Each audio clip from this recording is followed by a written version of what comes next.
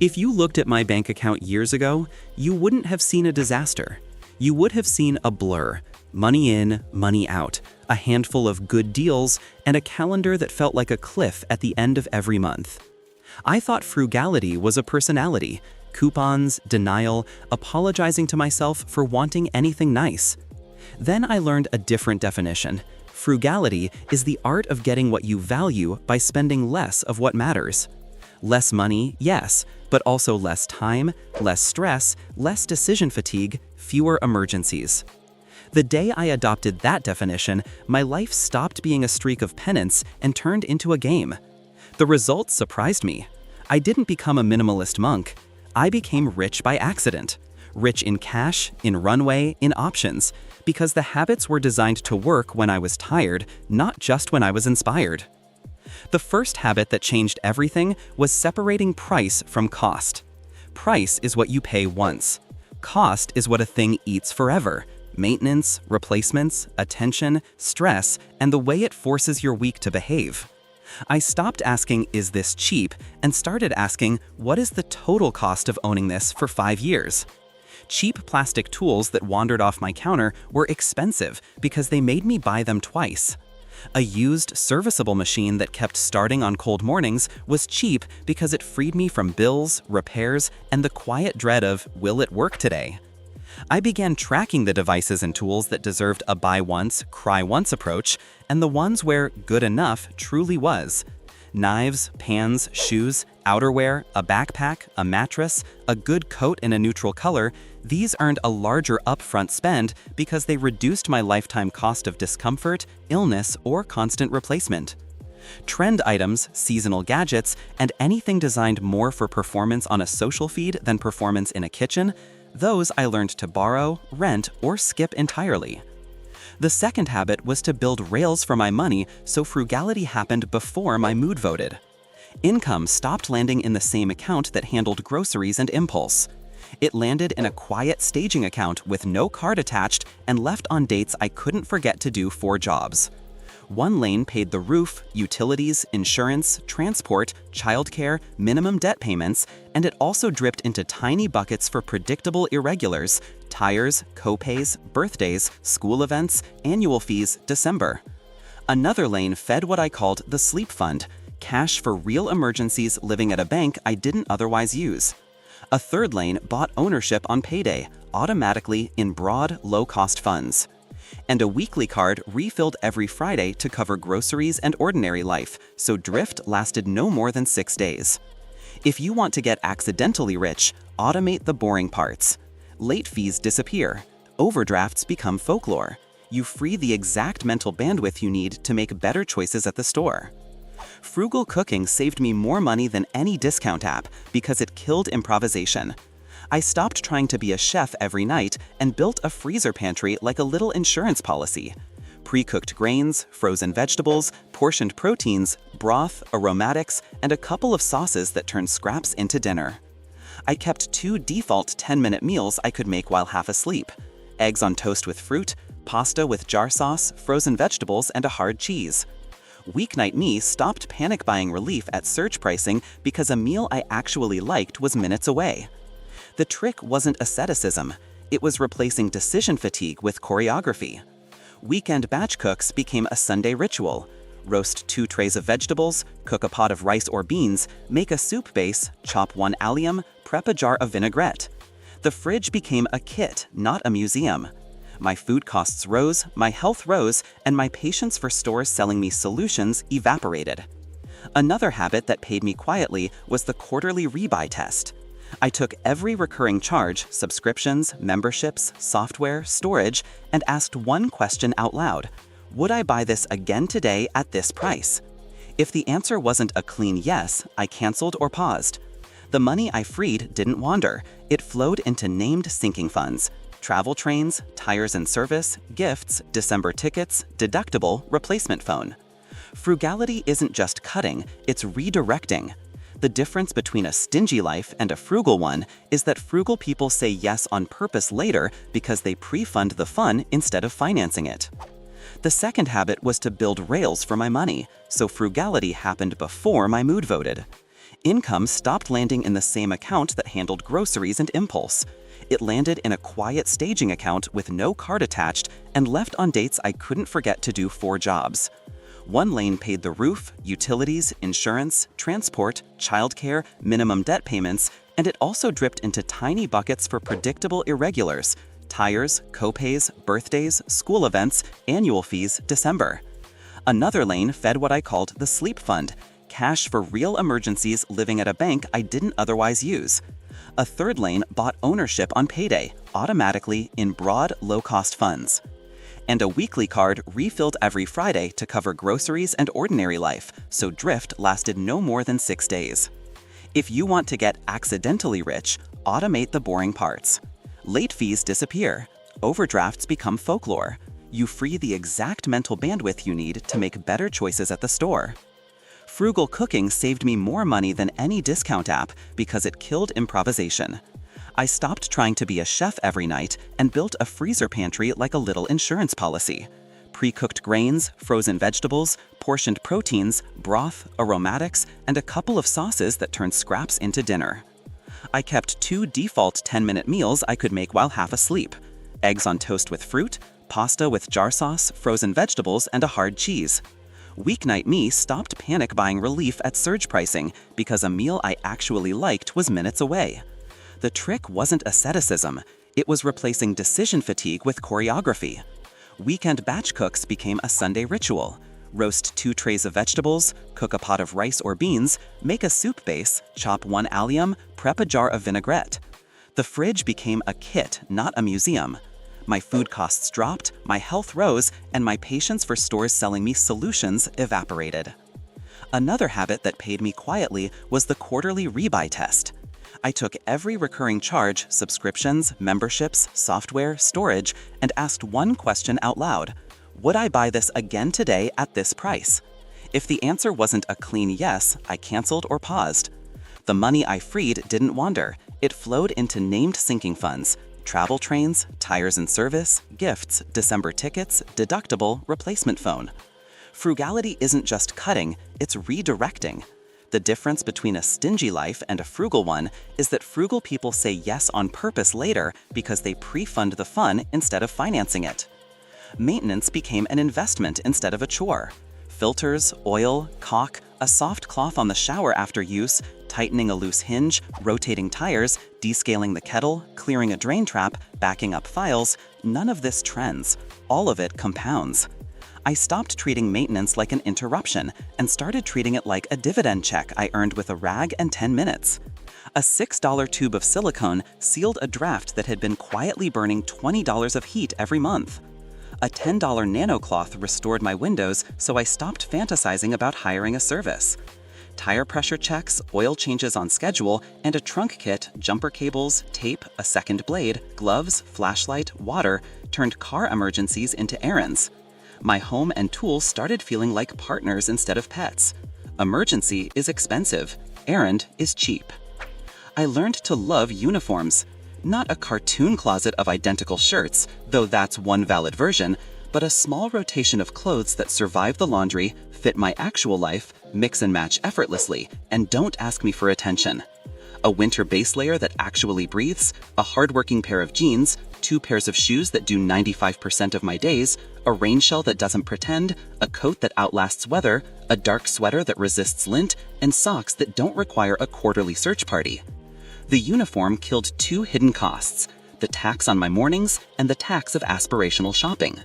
When you dress for the life you actually live, you stop buying costumes for stories an algorithm wrote about you.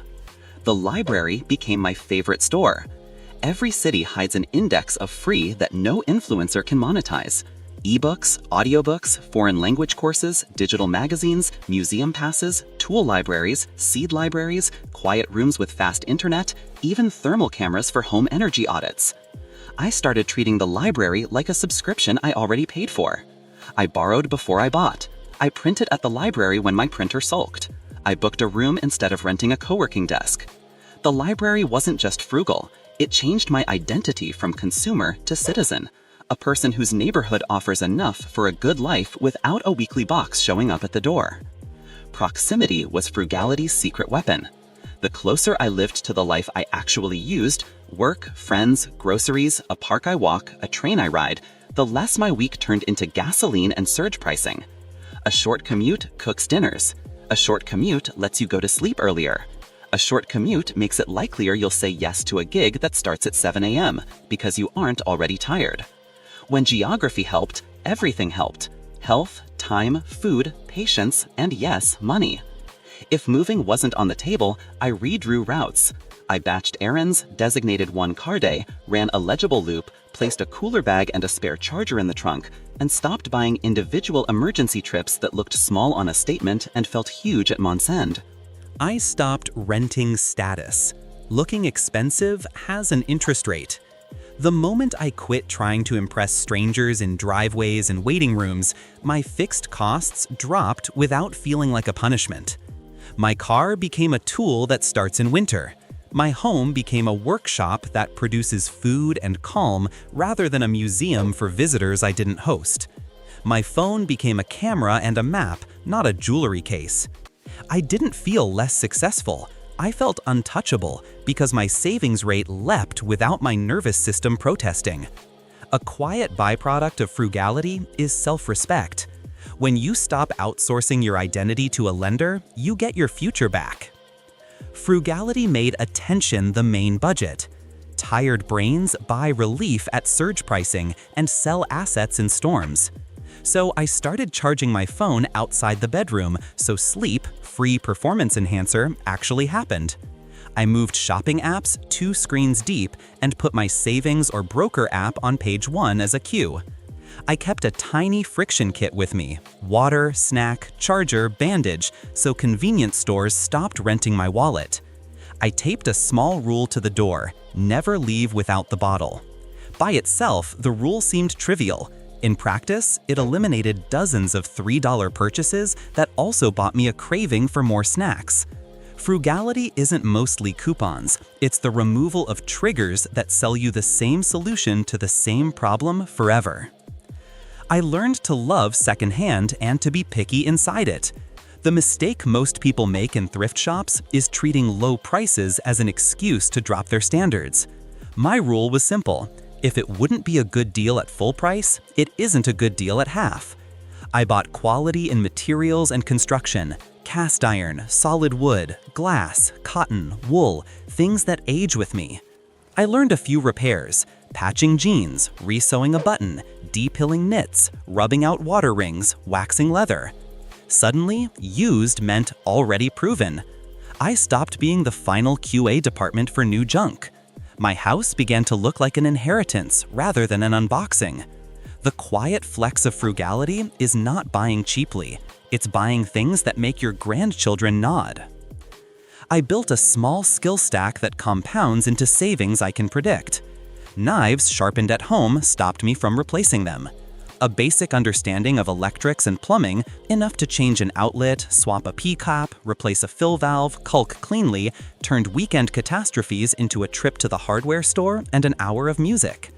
Learning how to season and maintain a pan eliminated an entire category of non-stick marketing from my life. A weekly maintenance hour became as important as the gym. The money I saved per month wasn't glamorous, it was inexorable. The kind of savings that looks small until you realize you stopped paying a tax for ignorance. Frugality taught me to measure opportunity cost with pictures, not guilt. Anytime I was tempted by an impulse purchase, I would ask what it cost in hours of freedom. A $120 dinner wasn't not allowed, it was 4 extra hours of work I would perform tired next week. Sometimes it was still worth it. Celebrations matter, food can be art. But the question gave me back the steering wheel. Other times, I'd take the same desire and design it at home. A picnic with a thermos, a meal cooked as a team, a movie projected on a sheet, a train to a free garden. I wasn't restricting pleasure, I was changing who got paid for it and how long I'd have to work to finance the difference. I replaced no with not yet and put it on a calendar. The human brain interprets no as scarcity and rebels by binging later. Not yet gives desire a job, survive a waiting period. I created a 24-hour cooling off for little things and a 30-day one for toys. Wants that survived the wait were wants worth planning for. Half of them dissolved on their own. A quarter transformed into a better choice. The remainder tasted sweeter because I didn't owe a lender for enjoying them. Patience is free. It spends like money. I stopped making my groceries perform identity and started making them perform work. A cart that looks photogenic often fails in a kitchen. I built a base of workhorse items: oats, rice, beans or lentils, eggs, onions, carrots, frozen spinach and peas, canned tomatoes, garlic, soy sauce, vinegar, oil, a hard cheese, a small spice rack, and a rotating cast of in-season produce. From those, I could cook hundreds of things. Then I allowed a snack lineup that actually satisfied cravings, so the rest of the plan didn't implode on a Wednesday at 4 p.m. Frugality isn't bland, it's structural. You design your cart so your future doesn't have to improvise under hunger. The 5-mile rule saved me dozens of small leaks. For anything I regularly buy, I tried to find a version within 5 miles that met my standards. The extra 10 minutes to drive to a discount barn had been costing me hours over months, plus gasoline, parking, and impulse buys along the way. When I chose the closest option that didn't insult me, I saved time, avoided add-on purchases, and learned the names of people who handed me food and tools. Community is frugal because it fights the tax of isolation, delivery fees, boredom purchases, unused subscriptions that mimic friendship. I embraced a borrow, don't buy protocol. Before purchasing anything I'd use fewer than 4 times a year, a tile saw, a carpet cleaner, a projector, I asked 3 neighbors and 1 rental service. I joined a tool library. I traded favors. I learned that most people love being asked for help, especially when the request is specific and time-bound. Borrowing made me feel rich because my life suddenly contained hundreds of tools without owning them, and because I had a reason to wave at my neighbors with gratitude next time we crossed in the hall. Buy the smallest that does the job became a phrase I repeated. Smaller homes are cheaper to heat, cool, and clean. Smaller appliances use fewer watts. Smaller wardrobes launder faster. Smaller screens tempt fewer upgrades. I didn't chase tiny for its own sake. I chased right-sized. That meant an apartment that fit my habits instead of my fantasies, a car that fit my streets instead of my ego, a desk that fit my work instead of a catalog photo. The best part of right-sizing is that you get to spend your savings on things you can feel: quiet, time, energy, and very often the ability to say yes to a trip or a class without checking a balance first. I wrote a 1-page spending policy the way investors write an investment policy. It wasn't a manifesto, it was a set of calm decisions made once that prevented many loud decisions later. On that page, I wrote, I invest on payday before lifestyle hears the news. I rebuy subscriptions only quarterly, and only if they earn a yes, I'd buy this again today. I maintain what I keep on Sundays. I say yes to experiences that improve relationships or skills. I keep grocery experiments to 1 new thing per week. I sell any single stock over a small cap. I don't let any single hobby expand beyond 1 shelf without a family conversation.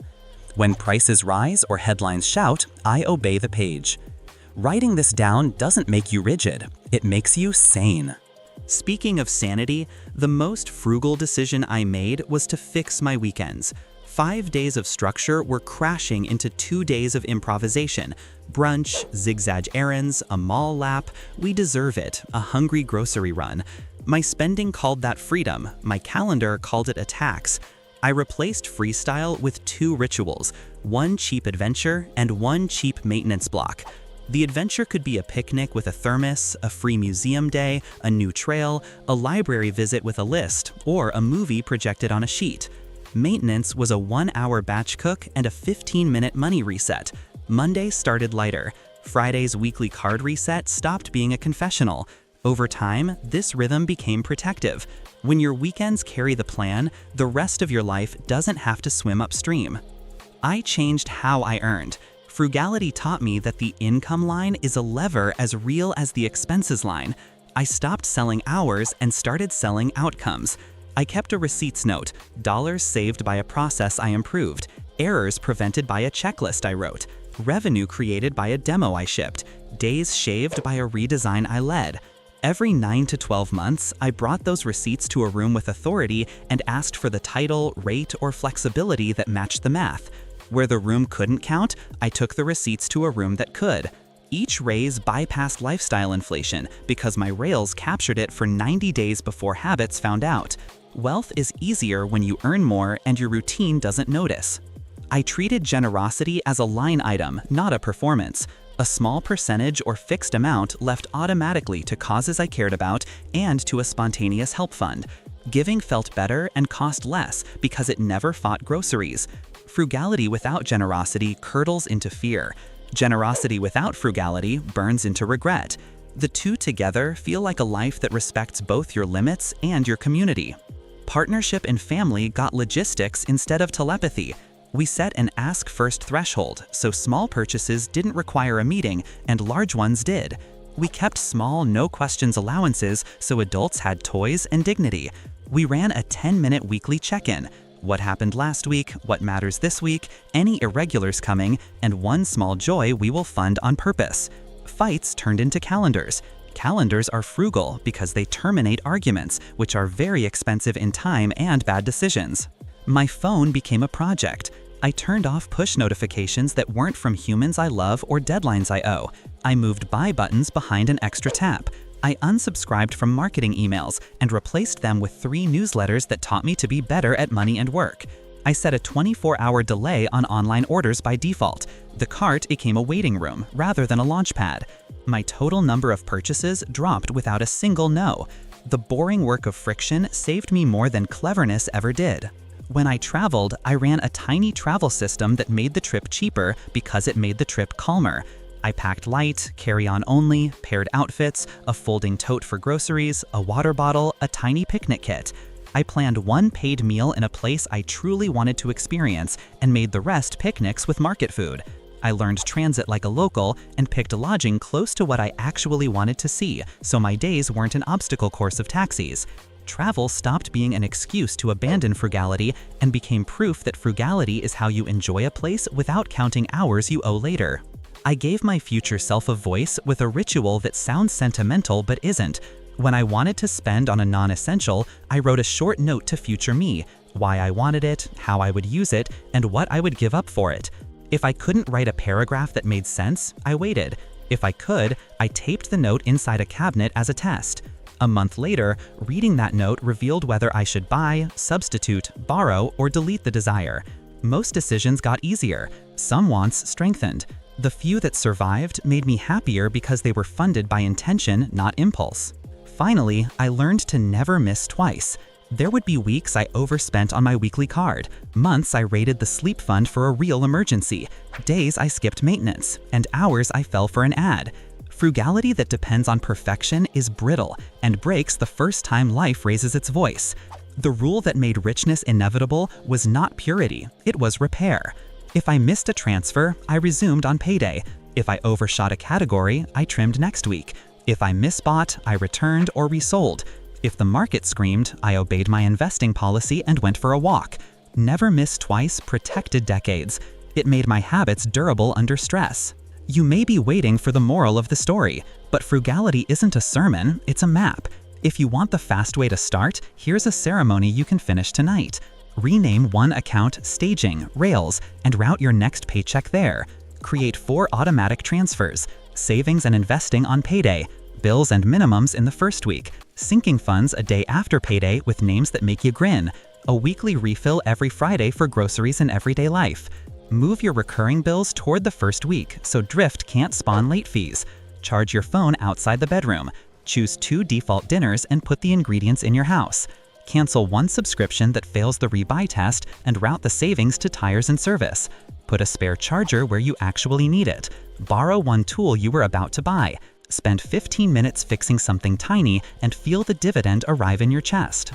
A few months from now, the texture of your life will change. Fridays will be boring in the best way. The sleep fund will sit there with a number and a name that lowers your shoulders. Your grocery cart will look like it belongs to someone who cooks delicious things often. Your wardrobe will ask less of you. Your car will start without drama. Your home will feel maintained instead of demanding. Your inbox will be quiet. You'll say yes to a train trip or a class without needing to perform algebra in your head at the checkout screen. And if someone asks how you got so disciplined, you might laugh. Because you'll know the truth. Frugality wasn't discipline, it was design. You built a week that kept its promises, and the math took care of itself. That's how the habits made me rich. Not in a viral way, in a Tuesday way, in a way that looks boring on camera and electrifying from the inside. A week that costs less, gives more, and keeps working when you're tired, that's what money done right feels like.